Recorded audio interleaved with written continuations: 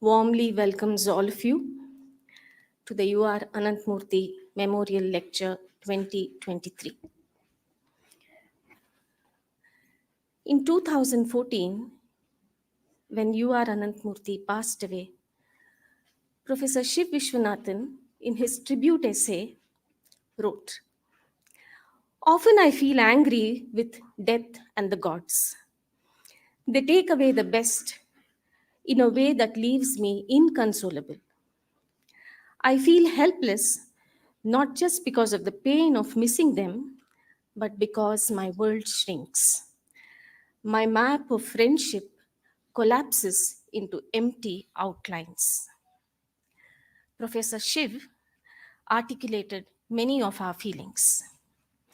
The demise of Professor Ananthamurti has not merely changed personal relationship trajectories, but has hugely changed the life of Kannada language, culture, and politics. Professor Ananthamurti built ecosystems of conversations, of stories, of dissent, of disagreement, and lasting friendships. In his absence, conversations have disappeared, and friendships are mere annual meetings. The cultural world of Karnataka, of which he was an integral part, has slipped into a stillness. Hunger for equality, Professor Ananthamurti often said, had to remain the most spiritual aspiration of a human being. He used the Gandhian term, Sarvodaya, to describe this. Only when there is an equal view will we be able to redefine the meaning of community, togetherness, sahabalve, he said. It was from here that throughout his life he advocated the idea of common school and production of knowledge in the mother tongue. It was these ideas of equality that took him close to Gandhi, Ramana, and Narayan Guru.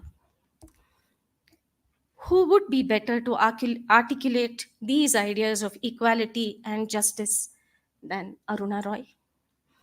We are extremely grateful to her for coming all the way from Tilonia to deliver this year's UR Ananthamurthy Memorial Lecture. I extend a very warm welcome to you, ma'am.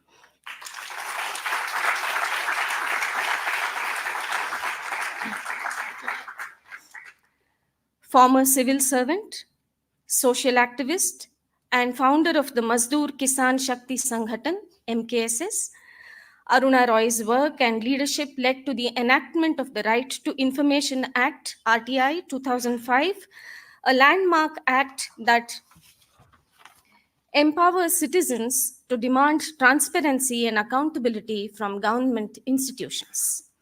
Over the last 5 decades, Aruna Roy has been at the forefront of several other people-led movements as well, including the Right to Work campaign, which led to the institution of Manrega and the Right to Food movement. In 2000, she received the Magsaysay Award for Community Leadership.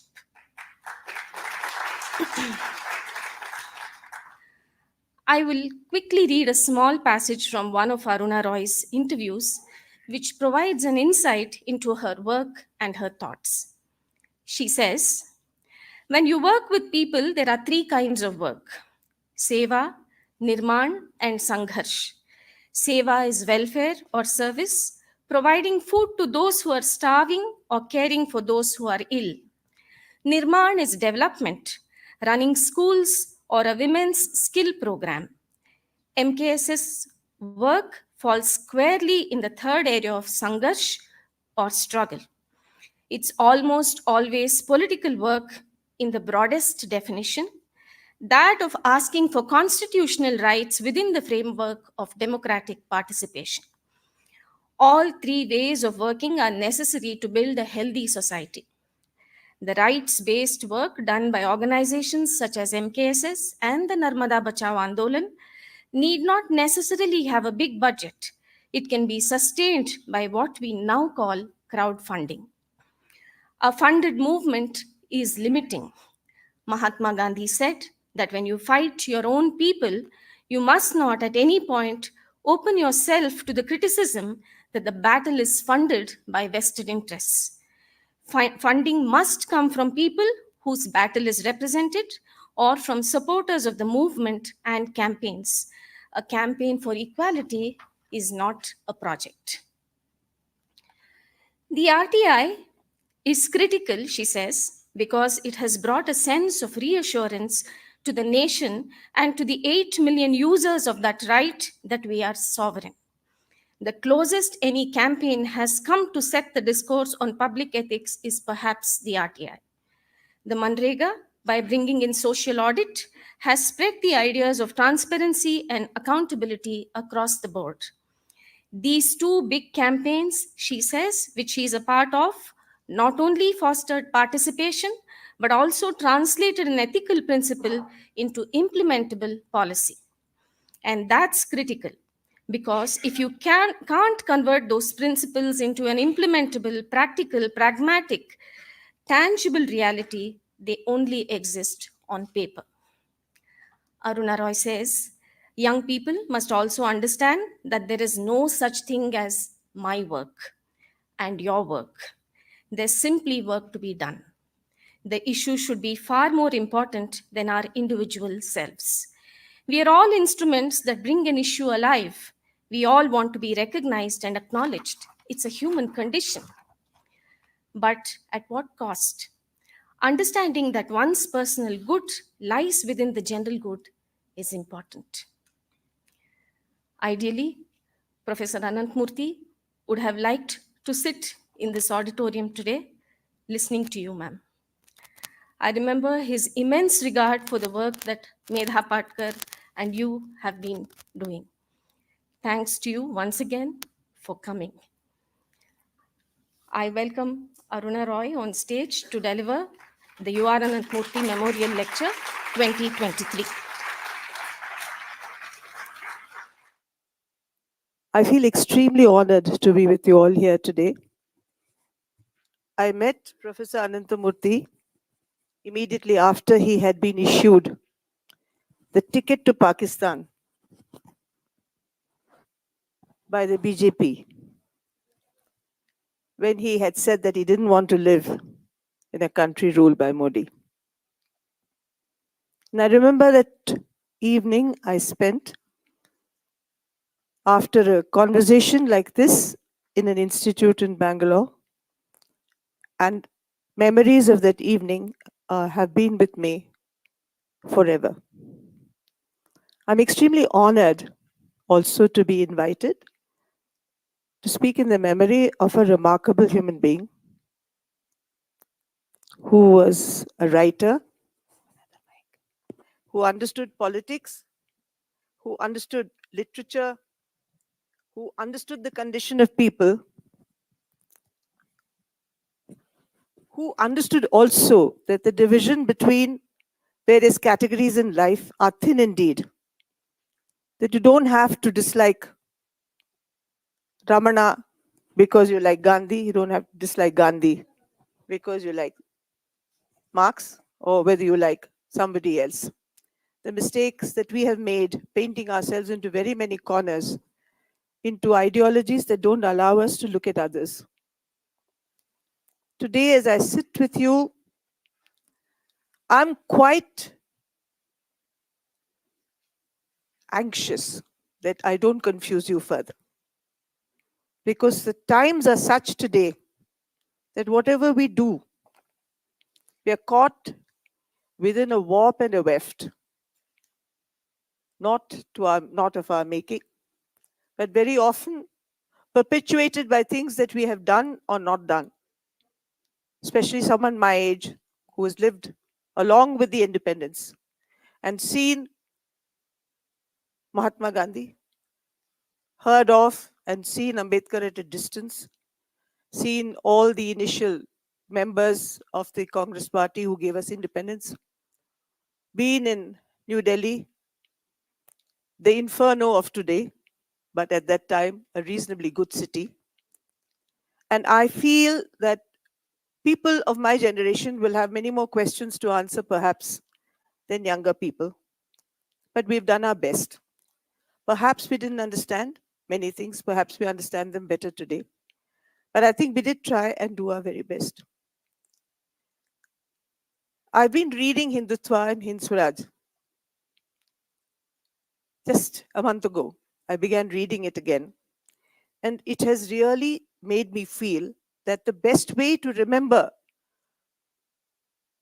Professor Ananthamurti today would have been to read from his books rather than let people like me spout forth something or the other.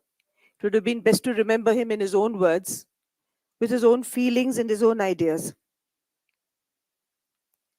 Today, before I begin, because I'm going to speak about the receding horizons of shared spaces, I want to quote from an extremely important modern writer from South America who passed away 2 years ago, called Eduardo Aliano, who has had a profound impact on me ever since I heard him talking about democracy in Europe about 20 years ago. A man who spoke with parables and stories about with an extraordinary understanding of politics, who brought alive the principles of political courage through fables and through narratives. He said, and I read of him, I mean, I've read off, quoted, I'm going to place before you a quotation from him. Someone asked him, what's the point? I'm paraphrasing. What's the point of a utopia? Because you never reach there. So he said, the point of a utopia is something like the horizon. You look at it and you know probably that you'll never reach it, but you still walk towards it. So it's not the horizon that's important, it's the walking that's important. And friends, when I sit with you today, I'm a walker. And if all of us walk, India will change. The problem is that we don't walk. We should walk. And I'm not talking of Rahul Gandhi's walk, which was also important in its own way, but I'm talking of doing something, of sullying one's hand, of one's mind, one's efforts with what needs to be done to take things forward. And I think one of the biggest problems of the last 20 years has been that where their people have walked, they've been attacked. And where they have not, they've been afraid to walk. But I'm afraid we must walk. And I'll quote Gandhi. Gandhiji said that in the worst of times, you must continue to do what you're doing. And I add, lest you forget how to struggle. I'm afraid that if we don't struggle, we'll forget how to struggle. Because struggle is not just one grand word in which you go and sit somewhere. It's the nitty-gritty of details. How do you get the data? How do you prepare people? How do you talk to people? How do you get the money from fundraising from people? How do you organize? How do you step in? How do you face nights upon nights on street corners and streets? How do you face the physical struggle? How do you face the mental tension? Now, these are all skills we learn as activists, and we can't forget those skills. And we can't forget to impart those skills to other generations to come. So that's one very important thing I feel we all have to learn, that whatever we have done, we must continue to do. The scale may be different, the reach may be different, but I think we must continue to do. And this is an inspiration I've got also from reading Professor Ananthamurti. In India, we've grown up with two different kinds of moral authority. One was what came to me through the constitutional principles, which, being born of very literate parents, I knew about the Constitution from a very early age. So I grew up with the knowledge of how important the Constitution was in taking India to its post-freedom era. My father always said that Gandhi was important to get us independence, but without Dr. Ambedkar, there would have been no modern India. There would have been no structure through which we could have fought for equality, liberty, fraternity, the dignity of the individual, the preamble to the Constitution, which is for me my most important prayer today. Without Ambedkar, we couldn't have gone ahead. So, for all of us, there are questions, and as I go on, I'll try and summarize those questions because we don't have a great deal of time. But on the other side, we lived with superstition, we lived with witchcraft, we lived with people being killed, we lived with dowries, we lived with marriage advertisements in the Hindustan Times, we lived with many other evils. And none of us really strongly questioned them. The women's movement did up to a point, but not beyond that. We never questioned the stranglehold that traditional culture had on many people, and we did not try to understand our own predicament of switching from one to the other, not fully understanding, not fully accepting, not fully in consonance with, but still part of many traditions that have run this country. We have allowed ourselves to be painted into a corner. And this position we must resist now. We are not painted into a corner, we walked out. We are free. We can go anywhere. We can question anything. We can speak about anything. Maybe we'll have to temper our language a bit, but you can talk and we must talk. The other issue that concerned the MKSS and concerns all of us today is how do you deal with power? In Hind Swaraj and Hindutva, Professor Ananthamurti compares Savarkar and Gandhi and talks about Savarkar's desire for nationhood, for power, for statehood, for wielding power. Gandhi being inward looking, dealing with morality, which dealt with himself. But I'm afraid we need Gandhi, but we don't need Savarkar. But we have to learn how to deal with that power. And Dr. Ambedkar gave us the constitution and gave us lessons in how to deal with that power, and we haven't learned them. So today I feel there's still no time lost. People in Karnataka are very depressed. I've spoke to a few friends outside. But we sitting in Rajasthan are so happy about Karnataka because in Karnataka, BJP lost. So we are very happy that at least at one level today, there is an expression of some kind of democratic resistance, even though it be the poll and nothing more than a vote. But still, Karnataka has space to breathe today. I remember when Rajasthan, the Congress won 5 years ago, people came from Delhi. They said, we've just come to inhale some oxygen because we can speak. And however the Rajasthan government was, it dialogued with us, it engaged with us, it gave us platforms to speak. We protested against them along with all our engagements. We fought against them on various issues. We demanded. All that concurrently went on. This is not ideal, it's not paradise. But at least it is a kind of democracy we are used to, where you can protest and you can engage with power to demand what is your due. We all thought that the idea of India would not change. That there is some vague idea. If we've been being a very pluralistic people and with so many different opinions and languages and cultures and traditions. But on one issue, we all agreed that there was a vague India, vague idea of India or imagination of India we all agreed with. I remember there used to be a joke when I was about my 20s about how somebody in Europe wanted to know whether all Indians had beards and turbans. And then another European said, no, they're all dark and they only wear white, loincloths.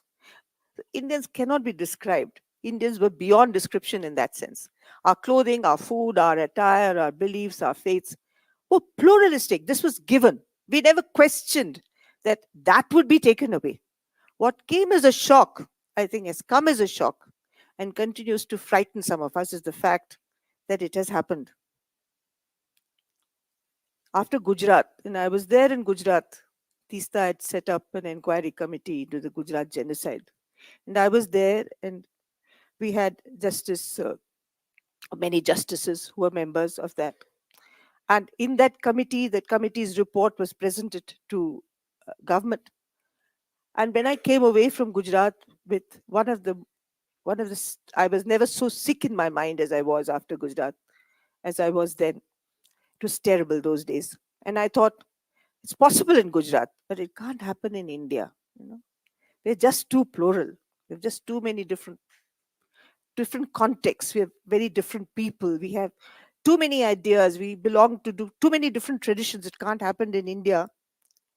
But that seemed to have worked somehow.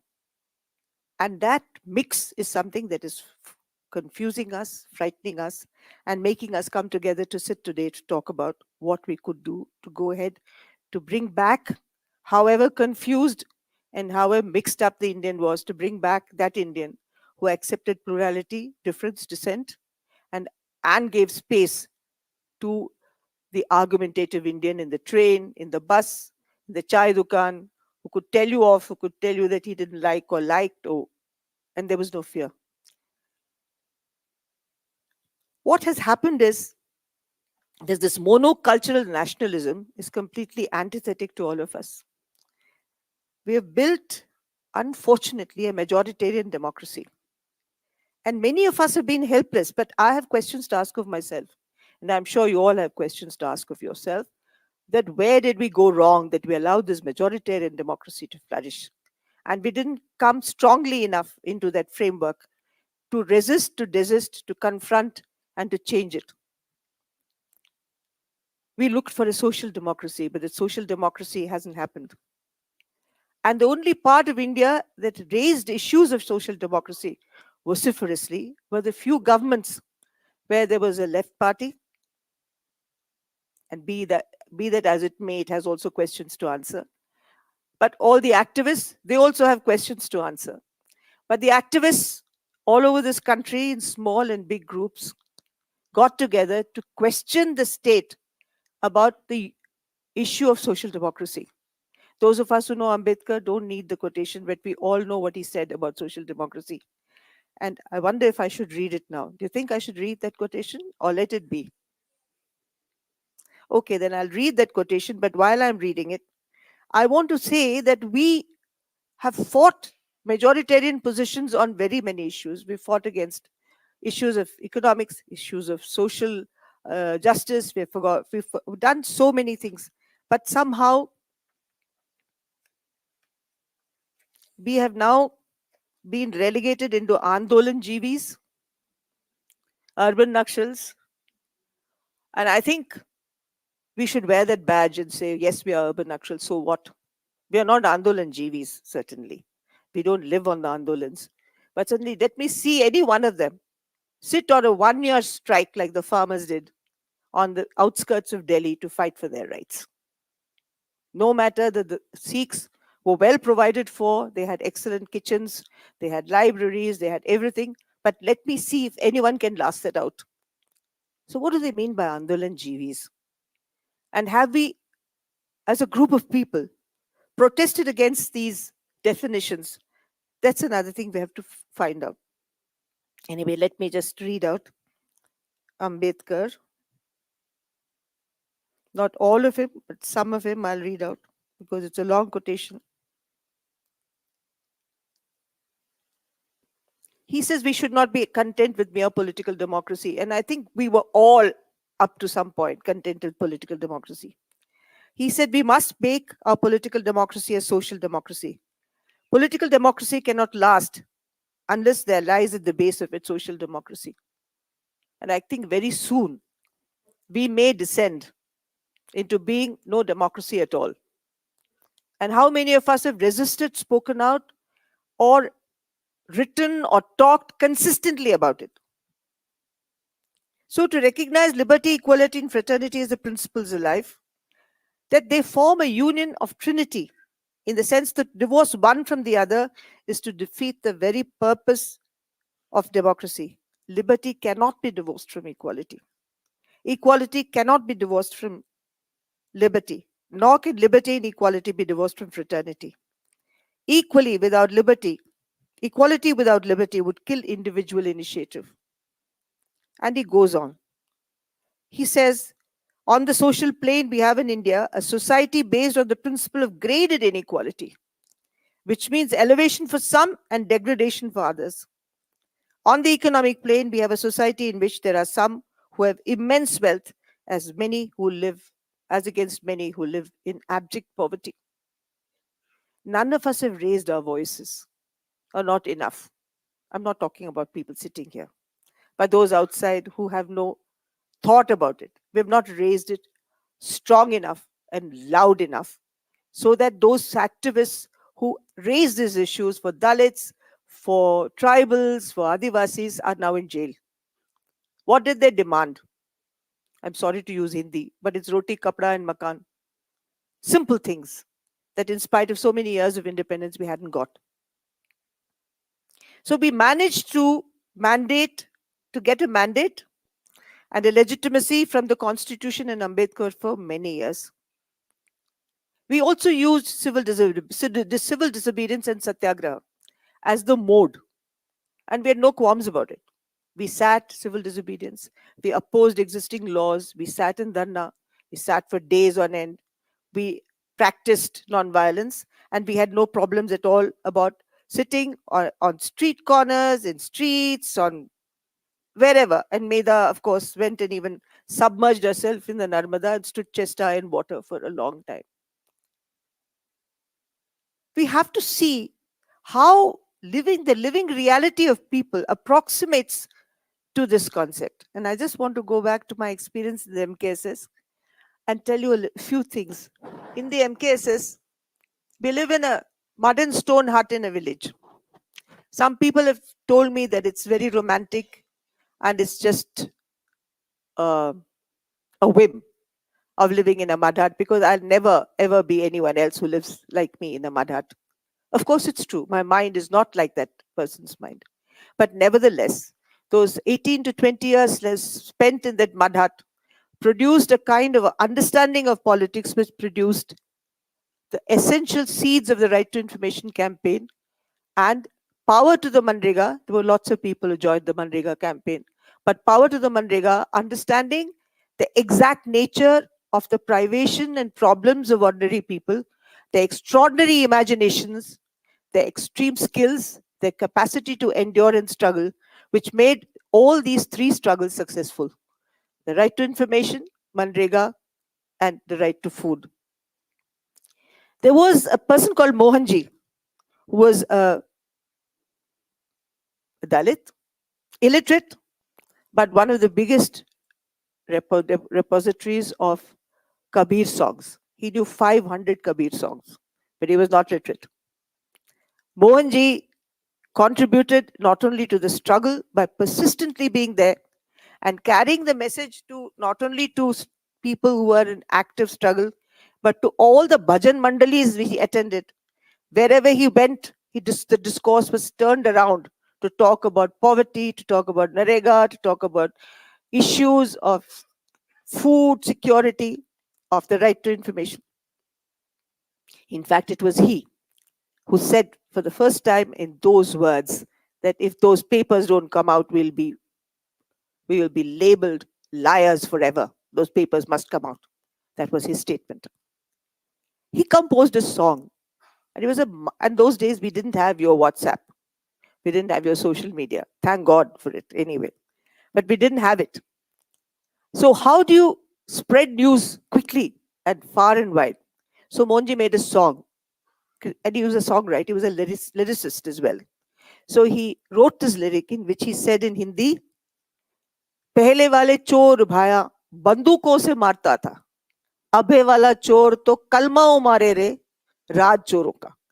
That the people who exploited you in the past killed you with a gun. The oppressors have now killed you with a pen. It's the reign of corrupt people, of dacoits. This song became one of the most popular songs in Rajasthan at that time, sung in many communities and accepted as the norm. Now, what I'm trying to say is that Aruna Roy, or even Nikhil, who's here, Nikhil Day, could not have conveyed to the people the essence of the right to information struggle as Mohanji did. Today, we are not in conversation with those people about religion. We are not in conversation with those people about worship. We are not in conversation with people about this strangely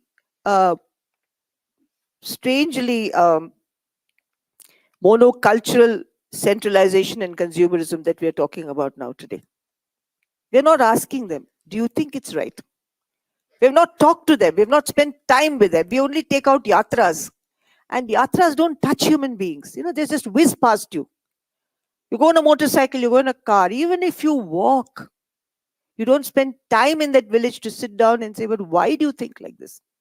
If you think back on Narayan Guru, think about Phule, you think about the Brahmo Samaj in Bengal, you think about Ramsamy Naikar, you think about anybody who's brought about real change. They had time. And we've never had that time. And we always thought it was enough if we just passed by. And in that branding and in that sloganeering, we have failed. Because I'm afraid people will buy that surf packet, that 10 rupee surf packet, much easier than they will buy what you and I say. Anything you see today, there's the 10 rupee surf packet which comes. So we are lulled into believing that the 10 rupee surf packet will succeed. So also all the jingles that have come to us through the right wing, all the jingles about religion, all the jingles about many other things which stick in your head. But we have not been able to contest that area.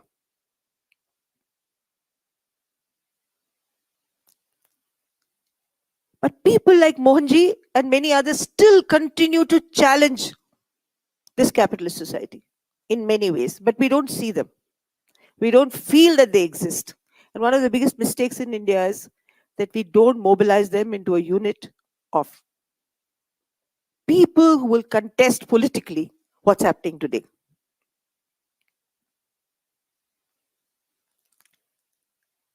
Sharing demands equality. Sharing cannot be between unequal people.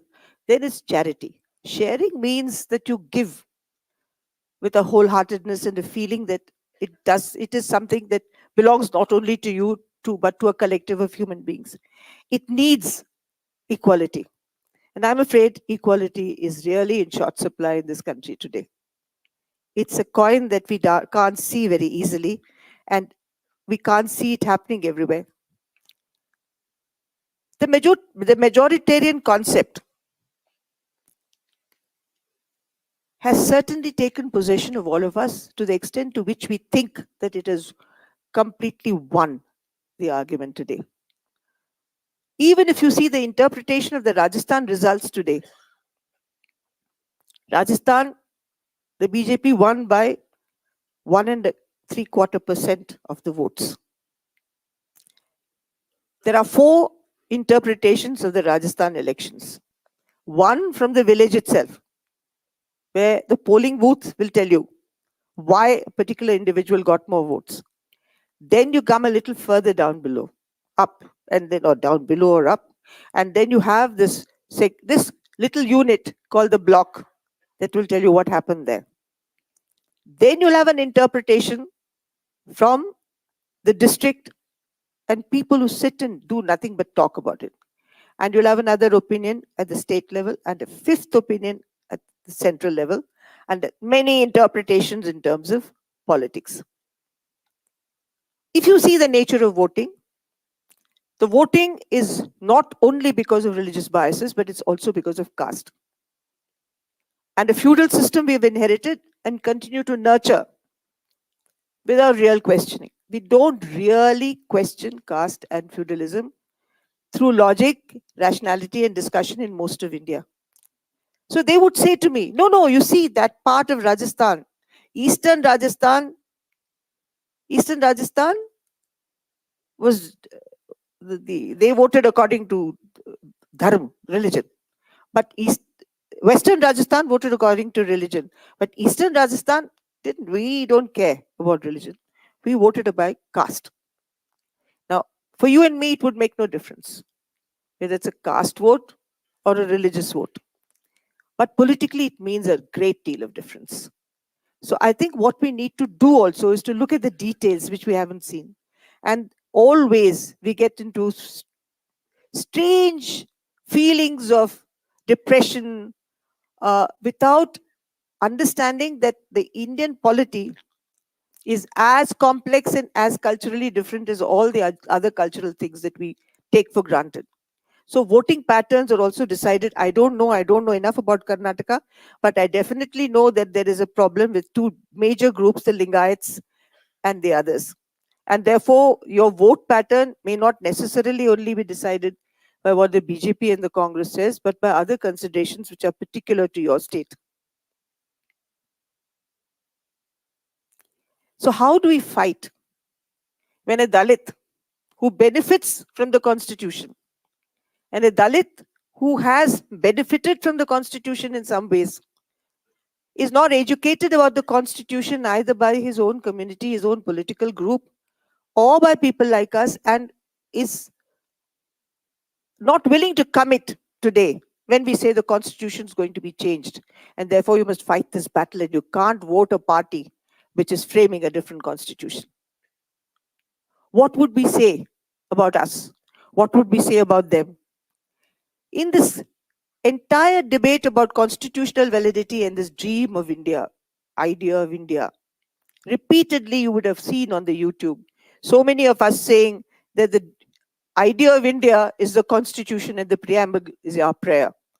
But it's for us. But when you look at the people who have actually benefited from it, the relationship between what they've got today and the constitutional article in the Constitution which has given them that benefit is not even remotely connected.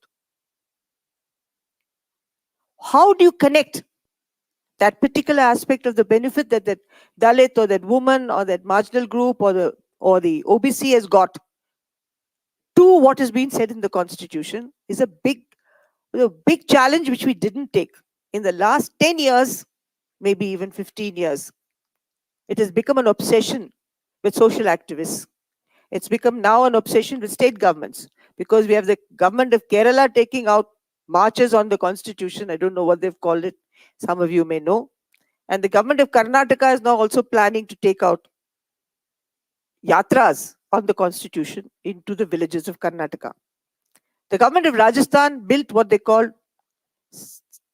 Samvidhan Kendras, centers from which the Constitution would be taught and people would understand about the Constitution.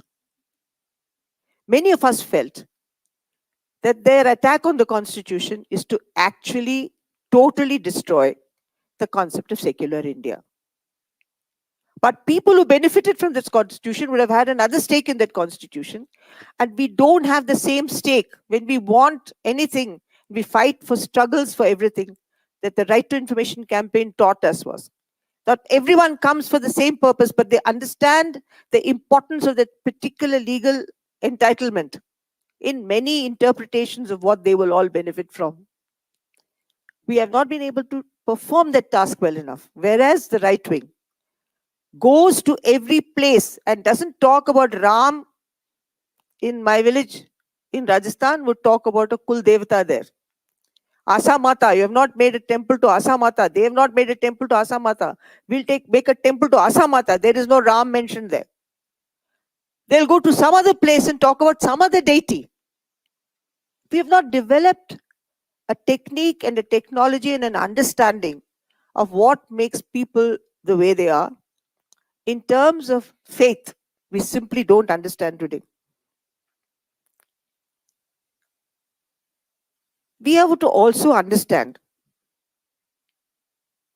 that people don't even understand fully the relationship between Manrega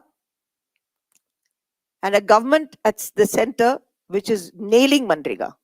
We've had a huge protest in Delhi talking about BJP Hatao, Narega Bachao and all of that. But when you come down to the grassroots, many people who want Narega have voted BJP. Because at the last minute, because they don't live in this duality that we exist, of one constitutional morality and one traditional morality, the two get confused. They don't see the one from the other at certain points of time. They have voted BJP. And now many of them in Rajasthan face a problem because Manrega is shrinking.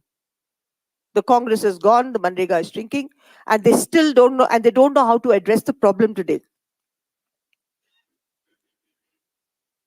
There's one I'm going to skip because I find I'm taking too much time. There are also issues on which the middle class has a lot to answer. And I include myself. Please don't think I'm excluding myself. That we have, for many of us,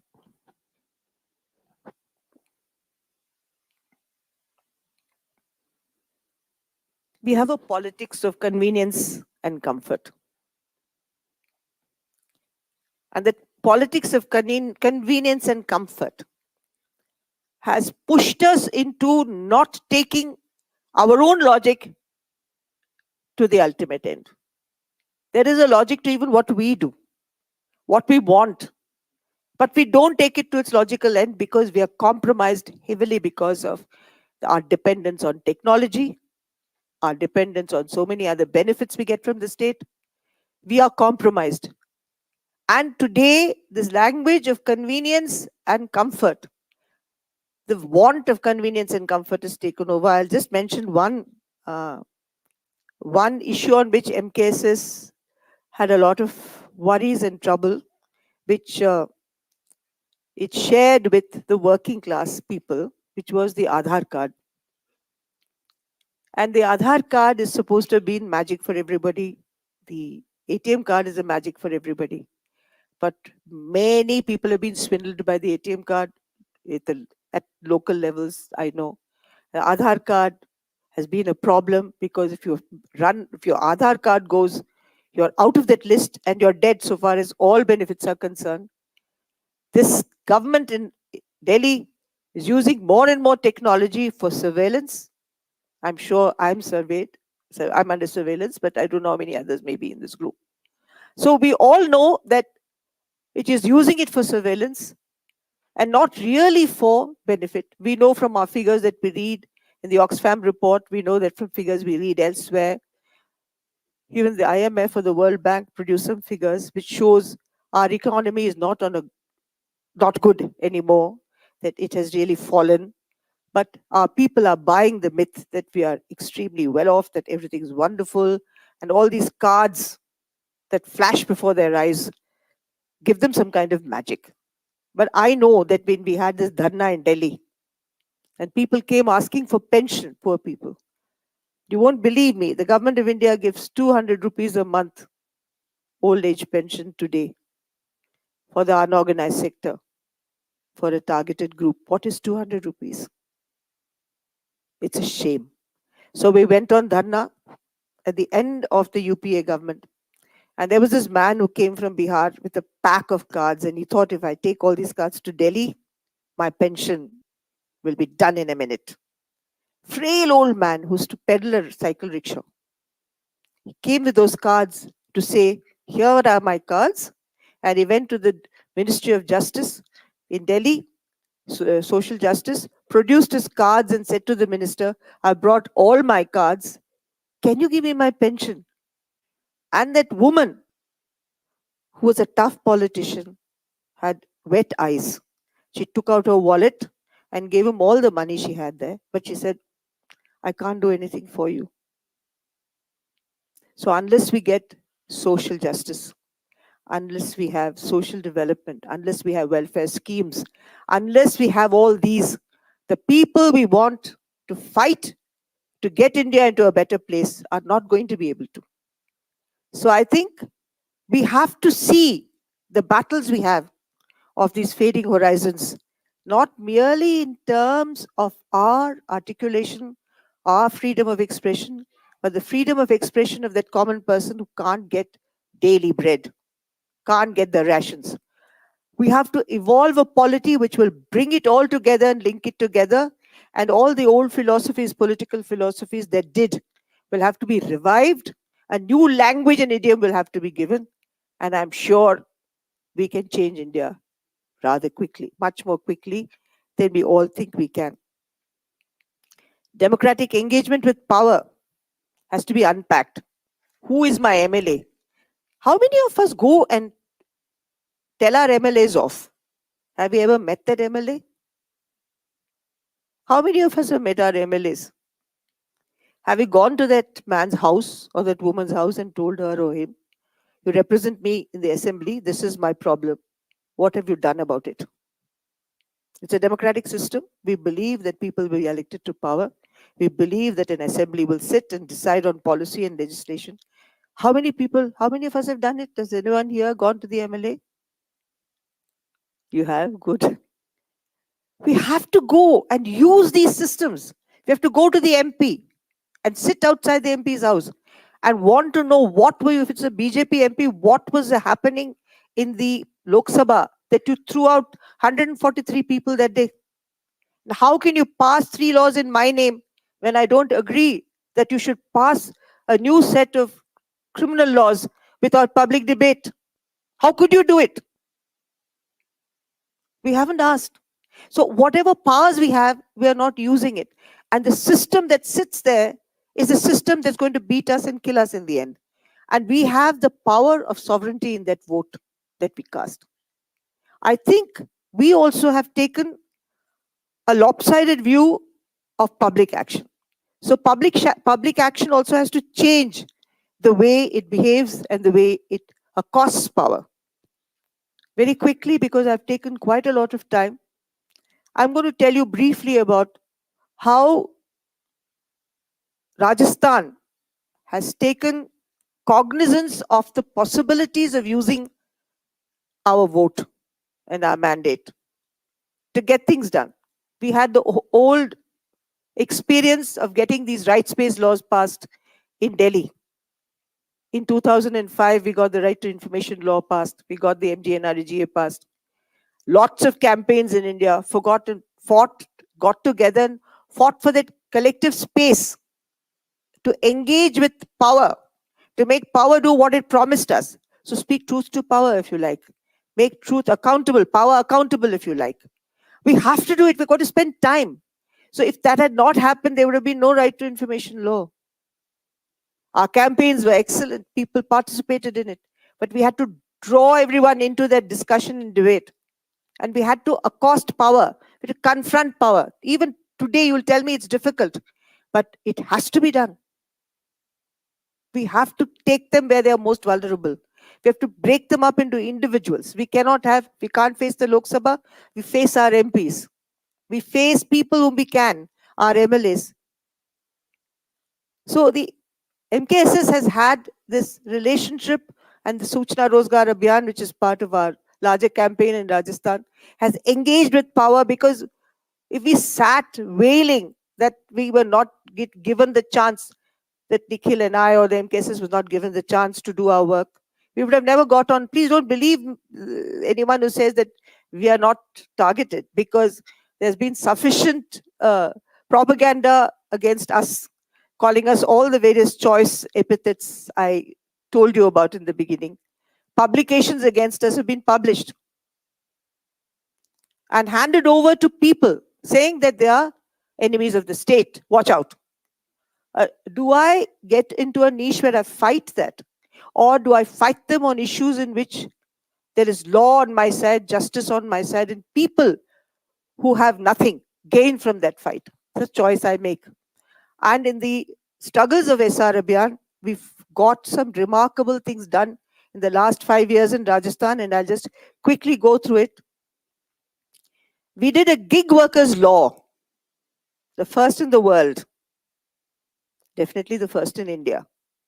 And you know who these gig workers are? The people who come and deliver your Amazon, whatever you book on Amazon. The people who are, I don't know, what do you call them, who take a motorcycle and deliver things from various places to you? Okay. The whole lot, about whom Nandita Das has also made a film, by the way. All these people are completely out of the net because labor relationships have changed. The workers' relationship to the employer has changed. How do you deal with a gig worker who's just on contract for that brief period, an Uber driver, a driver on some other car, or anything else? Everybody is now only on contract, and very soon teachers will be on contract, everyone else will be on contract. And I've heard in Ramjas College, they have brought in AI to replace temporary teachers in the English department. So we have new enemies coming up everywhere. So when the whole conditions are, all these conditions are changing, We have to be innovative on how we fight these laws. And Nikhil and the SR Abhiyan sat with this law, with the government, dialogued with them, and set up a tripartite board, much in the nature of what Baba Adhav has done in Maharashtra for the Hamal Panchayat. I don't know if you know Baba Adhav. He's one of the persons I respect the most because he works in Maharashtra, is now over 90 years old. And he set up this Hamal Panchayat. There were more than 1 lakh of Hamals, headloaders, coolies, whom he mobilized and set up a tripartite board in which the Hamals now have pension and they have health care. Amazing things. So we have to learn how to fight the system differently. What we've lost, we've lost. There's no point crying about it. We just have to pull our socks up. I mean, you don't have any socks, nor do I generally, but I have them on today. And fight our battles. And we have to look for areas which are soft areas, but which are fundamental to this notion of equality, justice, and liberty that our constitution has given us. So there was the Gig Workers Law, the first Urban Employment Guarantee Act in India we've got in Rajasthan. Now the Gig Workers Law, Karnataka government and Andhra, the new government, want to enact those laws. I'm not saying it's going to be paradise. Far from it. It's going to be trouble, but may not be enacted, may be enacted. The working of the system may not work out. There may be problems, but we have to look at places where we can continue to struggle. So urban employment guarantee, no other state in India has the urban employment guarantee. So if you get the urban employment guarantee in Rajasthan, we trade off it. Our colleagues and friends in other states can say, Rajasthan has got it. Why can't we have an urban employment guarantee act? So there's NREGA is a rural employment guarantee act. You have an urban employment guarantee act. Look at the numbers of people who are unemployed in cities. We have India's first social security pension law in Rajasthan. I don't know how many of you see coolies and old women on the streets. I feel extremely sad when I see them. A woman of my age has to lift earth, stones. How the hell can she? And there's no pension for her. And the pension, if Government of India gives it 200 rupees, I don't know how much Karnataka government gives.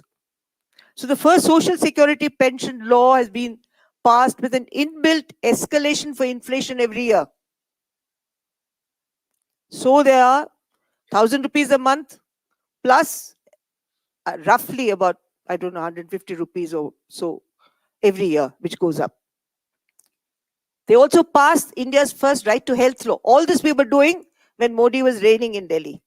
I just wanted to go through this because one has to look for opportunities to do something.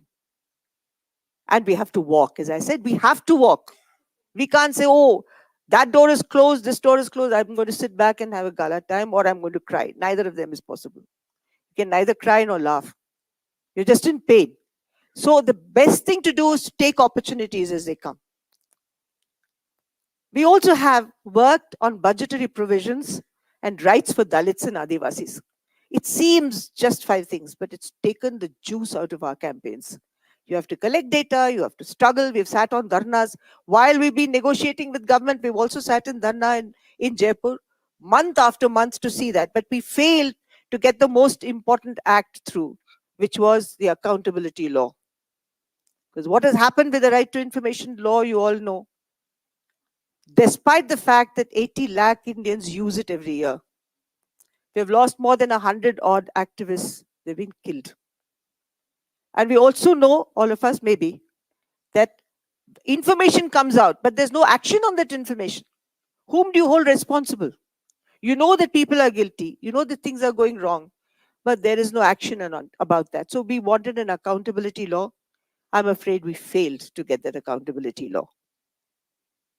And the accountability law was also collectively framed. And I'm going back to my young Dalit friends in a district called Bhilwara in Rajasthan, who said very clearly that the right to information law by of itself will not give us justice. We have to have, they framed it, they said, jankari, information, karwai, implementation, bhagidari, participation, suraksha, protection, and Janta Ka Manch. Whereas we don't want a Sarkari Manch. We don't want a government platform. We need a people's platform where we can speak and make ourselves heard. So that's an important issue that we have to go to people.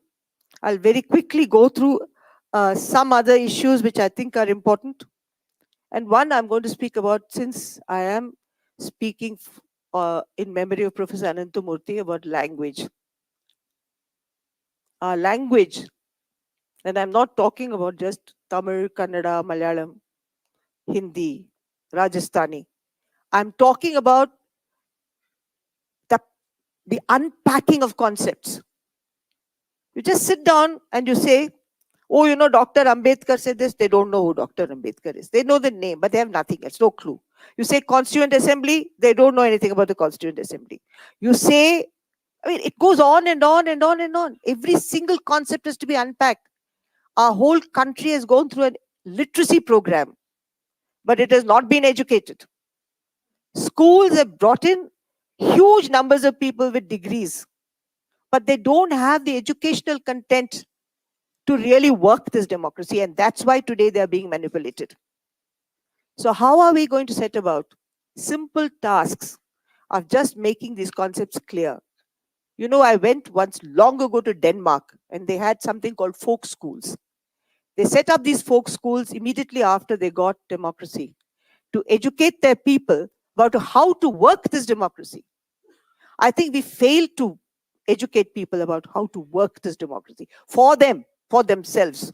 But where they have to understand collective bargaining, they also have to understand how to use the laws that exist to get there. And I think all of us in this room can do something about it. Whatever it is that there is lacking in people in and around our homes and our places of work. If at all we want people to come together, we have to contest the methods of communication. And I'm just jumping because I think I've taken too much time and I have to finish soon. And if you want, you have to look at the communication technology that we have today. We're all upset with WhatsApp universities. We're all upset with the vice chancellors of most universities being plants. We're upset with lecturers being removed, a certain ideological position coming in. We'll have to find ways of countering this. We'll have to build those folk cultures that we have, which are rich in nuanced thought, in singing, in folk storytelling, in creating so many wonderful things which now only sell as handicraft, but behind which each one of them is political philosophy. We have to bring them all together, not just to sell handicrafts, for which I was here 2 years ago with a group of friends from Rajasthan, but to really talk about folk culture. And again, Eduardo Galeano has another poem called Nobodies. I won't read it out to you now, I have no time, but please read it if you have time, and you will know that the poor have no art but craft, he says. It's true. But behind that craft is a political ideology. Behind the music, there's a political ideology. And we have to revive these forms to fight Bollywood, which at one time produced political films which talked about the poor man and the anti-hero. Today talks about killing, and I won't go through the various titles, where they glorify separateness, they glorify the other, they glorify the whole lot of things that we don't like. How do we counter it? We have to counter it with much of culture that exists, and that culture has to be promoted and developed. I'm sure that you've heard T.M. Krishna with his Karnataka group singing. I don't know how many have heard him singing. And then in Rajasthan, we have these Langas and Manganihars who sing Sufi songs and who are fated all over the world. They go to Queen Elizabeth Hall, they've been to the Bolshoi, they've been to Wigmore Hall, they've been to Tokyo, they've been to France, they've been everywhere. When they come back, they go back to their huts. So we persuaded the government of Rajasthan that they should become part of Narega. That while others go and dig earth, get this whole wonderful group of musicians to go and teach that music in schools. or hold concerts in their areas. And I don't know how many of you know about Latif and Bulle Shah. How many of you know about those marvelous music from after Khwaja Mainuddin Chishti, whose dargah is in Ajmer. Rajasthan has a very strong Sufi culture. To bring that Sufi culture to counter this divisive, polarized culture that we are all victims of. We have many things more to answer. We have a capitalist economy which is encroached upon me, you, everybody. Our dependence on various things. We just don't question it anymore. And the unfortunate thing is that the cultural divisiveness between religions, this polarization and this kind of hatred that has come to be, also plays upon advertisements. It plays upon various things that are sold to you and me. We never question it. We take it. And then, of course, women's groups know this very well. But I'll repeat one of them, that there was this very famous jewelry ad which had come out. Tata's has a jewelry, Tanishq. And that Tanishq had produced this beautiful ad. I don't want jewelry. I don't buy jewelry. I fight against it. But that ad had Muslim bride and a Hindu mother-in-law, or vice versa, talk to each other about jewelry. But I'm afraid capitalism lost out. And this divisive, polarized mentality won, and that ad had to be withdrawn. And how many of us kept quiet about it? How many of us spoke? I think we just have to speak against everything. They don't allow a single thing to happen without raising their voice. And we keep quiet. I think we should begin to talk, we should begin to write, and we should begin to question, just as Professor Ananthamurti did. We'll have to question. Anyway, I'll end here with just one more story, which is one of my favorite stories, again, originated from a Sufi set of stories that are very popular from Turkey to from Turkestan to Hindustan, about Mullah Nasruddin. There is this story about the mullah that he was looking for his key in his yard. And as he was looking for the key in his yard, his friend joined him. They hunted for 2.5 hours or 3 hours or whatever, long time. The friend got absolutely irritated and he said, "Where the hell did you lose your key?" So the mullah blandly said, "Inside." They said, "Why are we looking for it outside, in your courtyard?" So he said, "Because there's more light." And I'm afraid most of us do that. We only go where there is light. But we have to go to the darker parts of India, and there is great light there, let me assure you. It only looks dark when you're here, but when you enter that part of India, you will gain strength. And all those young people that the School for Democracy has trained as constitutional fellows, who came in the beginning not knowing the beginning or the end of the Constitution, but just knew the preamble. That too is an imposition on them, that they had to chant the preamble every day, have now realized how important the Constitution is to make their lives better, not my life better. So, in fact, sometimes I feel that we must start with some rituals, and our ritual will be pledge to the Indian Constitution with the preamble before any meeting. I didn't do it today because I didn't want to offend your sensibilities. But in most cases, wherever we go into a rural audience today, we take the pledge first and then talk.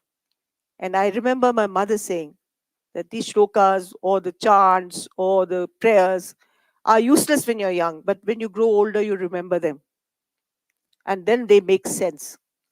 But the pledge makes sense. And one of our students who had got the pledge went to a panchayat where they had fought against liquor and made a great impact, and the liquor shop was closed. She went there, and when they wanted to garland or do something, she said, "No, this whole panchayat will take the pledge to the Constitution," and she recited, chanted the preamble. I think we have to look for other modes. We have to look for something. And believe me that I want to die walking. I don't want to be caught straddled to a chair, inshallah, I don't fall ill and get straddled to a chair. But otherwise, there is no point not doing anything. And I think the most important thing to do is to walk to that horizon. Thank you.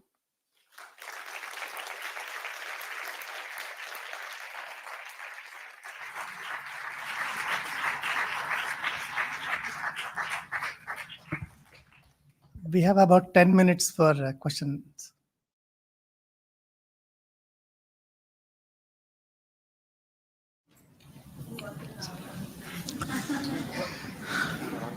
May I ask a question? Yeah. India bloc. What is your opinion on that? Will that be able to give a new dimension to India's future? Which one did you say? India?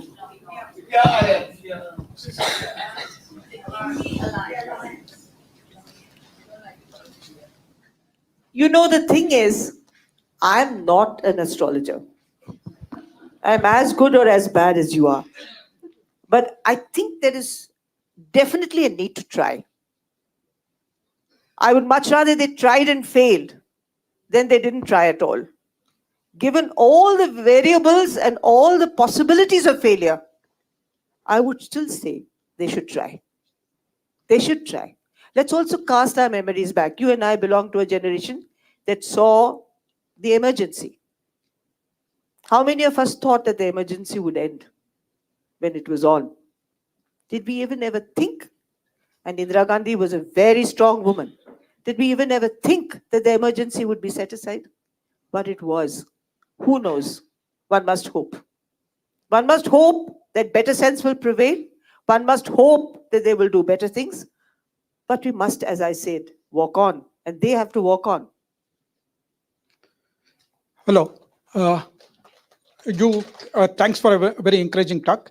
You spoke about congratulating the Karnataka people for voting and for a different party and all. But when we see Rajasthan, the way the Gehlot versus Pilot were fighting, and many of the old party leaders who defect or who write books harming the party are actually causing the problems to the party. Are they not don't they feel anything about the ideologies, or do they wish only to stick to the power all the time? Or at least elders in the party should make themselves what you are telling, what you spoke all this time, so that they should walk the talk. Actually, I promise you that I don't belong to the Congress party. I also don't belong to any other political party. But I certainly I'm a voter, and therefore I see which one will benefit me more at a particular point of time. If a political party is going to give me space to engage with me, not I say don't me, engage with us, engage with the people, listen to them, and make laws that are beneficial to them, I would rather that party than the other. But this party is as prone to all the ills of every single other political party that you and I know of. I am not a spokesperson for either Ashok Gehlot or for Sachin Pilot. And I think that they have to sort out their internal differences if they want to win elections. That is absolutely true. But that's not my mandate. My mandate is to make sure that whoever comes to power delivers, and delivers for us. That is the marginalized, the poor, Gandhi's last man or last person, Ambedkar's person who's the Dalit, who's in the village. All these people must benefit. That's the agenda for me. So yes, they shouldn't have fought. Yes, many things shouldn't have happened. But I neither have the power nor the influence nor the capacity to change the relationship between them, surely. That you understand. I'm a very small area of operation, very limited concerns. Ma'am, there's a poem by Dinkar. It's titled is Parampara, and I'll quote 3 lines from there. परंपरा और क्रांति में संघर्ष चलने दो, आग लगी है तो सूखी डालों को जलने दो, लेकिन जो डालें हरी हैं उन पर तो तरस खाओ। तो समवेयर एक जिन सवालों की आप बात कर रही हैं वो पिछले जो एक ब्लेम है 70 सालों का, उसमें जिस तरीके का कहना चाहिए ओपिनियन मेकिंग क्लास जो बना, उसने वो हरे डालों के लिए भी बहुत डिस्डेन शो किया है और अब वो उसे वापस कहीं ना कहीं तलाश रहा है जो उसके नजर में ही नहीं है। तो आपकी बातों में भी ऐसा लगा कि बार बार जो है वो मटेरियल थिंग्स के तरफ लौट जाती हैं, लेकिन जो आज का बड़ा सवाल है संस्कृति का, वो यानी बहुत सारी संस्कृतियों का, वो फिर से पीछे छूट जाता है। चलिए, I just answer him in Hindi. Is it all right? देखिए, मैं आपसे माफी मांगती हूँ, वो बहुत बड़ा हिस्सा था मेरे बात का, समय ना रहने की वजह से मैं नहीं बोली। जो हमारी संस्कृति है, उस संस्कृति का परिभाषा ही नहीं है हमारे पास, क्योंकि क्या है संस्कृति वो ही नहीं समझ है। मगर जो हमारा जीवन है, वो जीवन प्रणाली ही संस्कृति है, और हमारे जो पूर्वज जो के काम है, उसका ही जो कहानियां आजकल निकल रही हैं, वो सही नहीं है। उसको ही सुधारना भी एक काम है। आप उसको सुधारिए, वो केवल हरी डाली नहीं, वो जलते हुए आग में कुछ बच भी गया तो उसको भी निकाल दीजिए, मगर वो करना ही है, वो एक दूसरा काम है। तीसरा काम है, मैंने बहुत कामों के बारे में बात ही नहीं की, बहुत सारे चीजें करनी है। जो आपके सामने जो है, जिसके लिए काम करना है, उसके ऊपर काम करना ही है।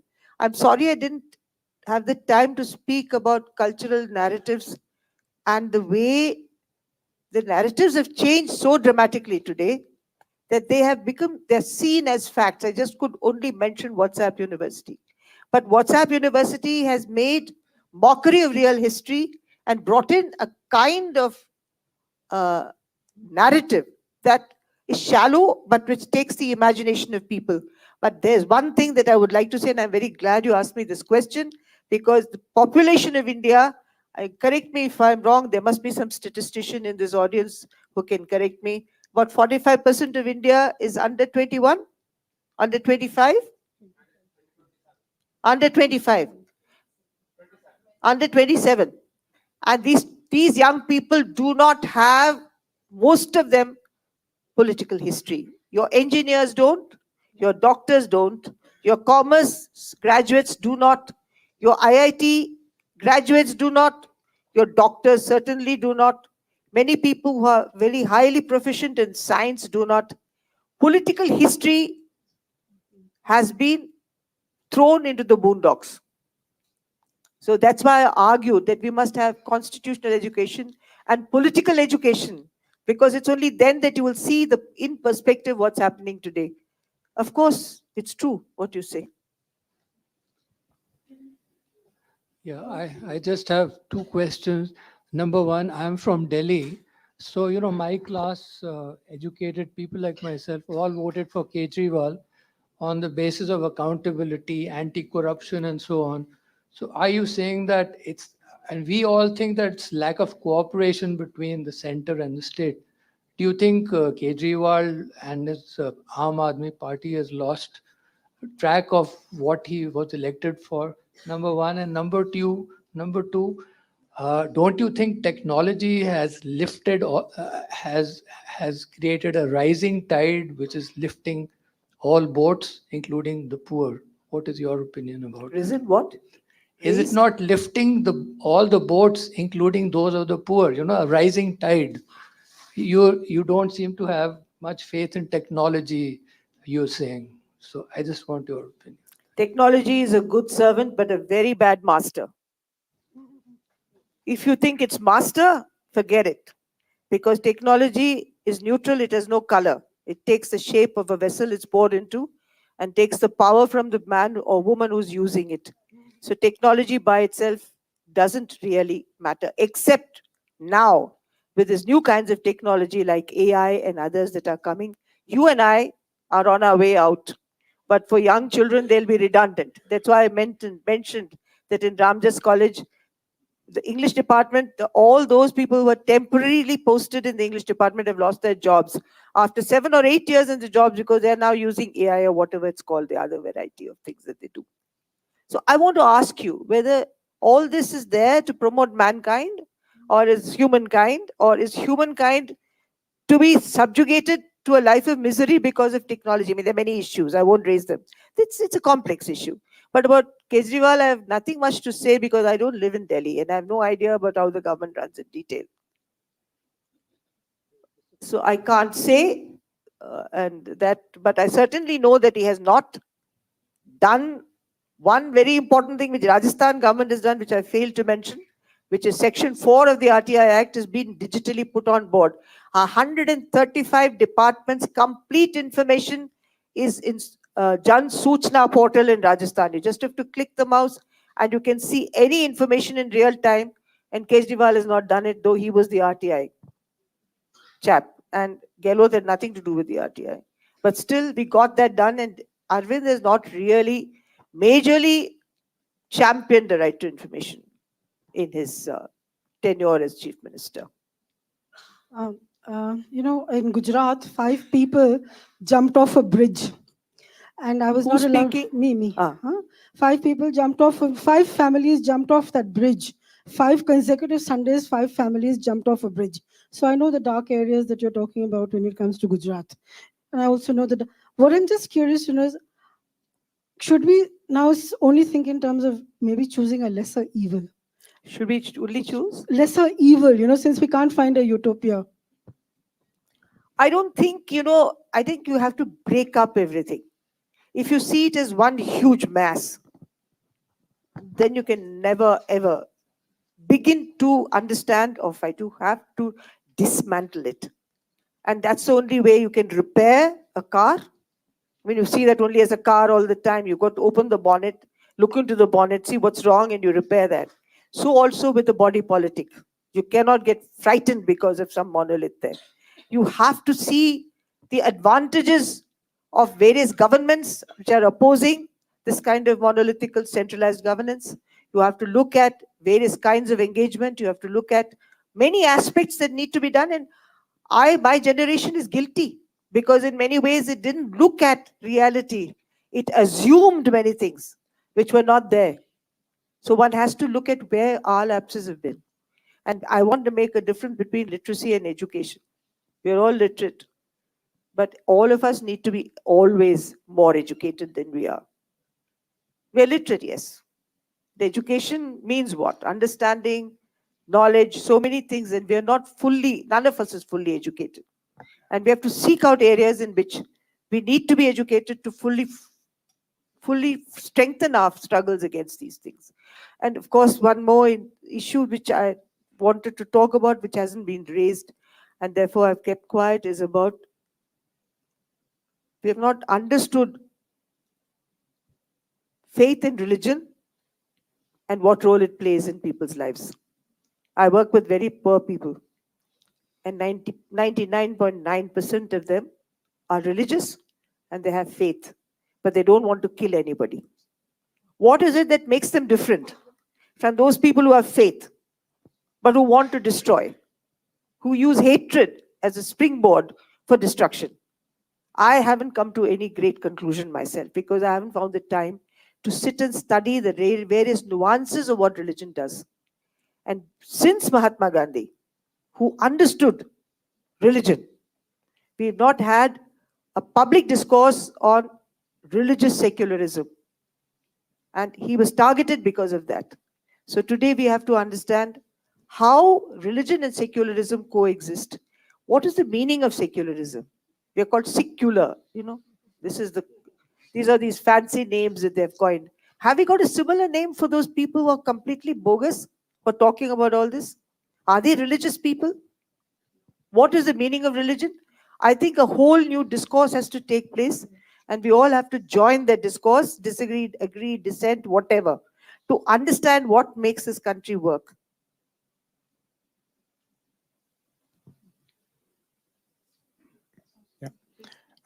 Hi, ma'am. I'm Puneet Surana.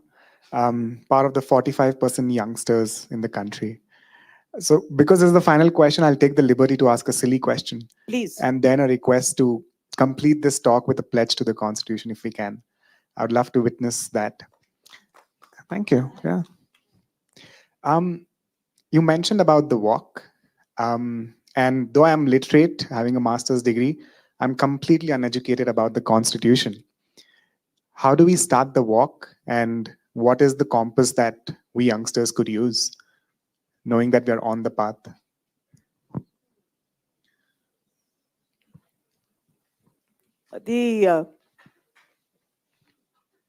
You have to do what is in front of you. Don't dream of something large and big. My friend Harsh Mandar does a course in the Indian Institute of Management in Ahmedabad on privilege and underprivilege. You just have to step out of the IIM Ahmedabad and go round next door to the slums, and you understand what is privilege and what is not privilege. So you don't have to go far and do something heroic. I never dreamt that there would be a right to information law, quite honestly. I went to Devdungri in Rajasthan with Nikhil and Shankar, and we stayed there only to begin working on small issues, non-payment of minimum wages, a rape case that is unregistered, the police that it's corrupt, the thanedar who beats up somebody. These were the issues. And it's through working on these issues and many other such issues and corruption in the system and the arbitrary use of power in the system that we came upon the RTI. I didn't go there with a great design of getting an RTI implemented. It would have been bogus. You have to do it with people, understanding everything with them from their point of view. And I think there are plenty of things to be done right outside your main door of your office or your residence. Something to be done for workers in trouble. I don't know where you live, I don't know what you do, but there's always something to do. And when you work with people, you get the idea of what can be done. If you live in Bangalore, I'm sure there's so many municipal issues that are a huge problem. Look at your roads, look at your ditches, look at so many things that are not done. These are all public issues. It's through that. But also young people need to get together. It cannot be an individual act. So for that, you're best judge of your own grouping and systems. But you have to develop a public conscience. It can't just be your package and your future and your technologies and your Amazon and your whatever else. That can be there. I'm not saying leave all that, but certainly a part of your life will have to be concerned with public action, with constitutional public action. And I'm going to say that now, where you accept that there is equality, fraternity, and liberty as your primary gods. And then you work with everything else. Shweta, can you give me a diary? He wants me to read out the preamble. You'll all repeat after me? Yes. We, the people of India, having solemnly resolved to constitute India into a sovereign, socialist, secular, democratic republic, and to secure to all its citizens justice, social, economic, and political liberty of thought, expression, belief, faith, and worship, equality of status and of opportunity, and to promote among them all fraternity, assuring the dignity of the individual and the unity and integrity of the nation. In our meeting today, on the 4th of January, 2024. Jai Hind.